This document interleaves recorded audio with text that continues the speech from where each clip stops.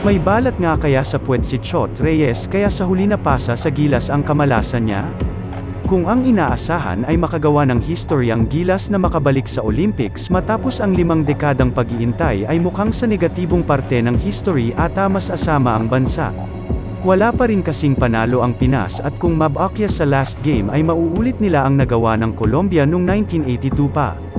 Napakasakit niyan lalo pat maganda sana ang inaasahan ng fans dahil sa pagkakaroon nga natin sana ng NBA player pero buburahin pala rin ang kawalang sistema ni Chot Reyes. Wala nang ang tiwala sa kanya ngayon lahat maski nga siguro ang binigyan niyang sorry na si Manny V. Pangilinan. Sorry, boss. Magmula kasi sa pera at effort ng businessman ay nilaan niya para sana mabigay sa mga fans ang best World Cup experience pero mukhang horror ata ang nangyari. Pero sa tingin mo ba na malas talaga si Chot? Manalo pa kaya tayo sa last game? Comment down below.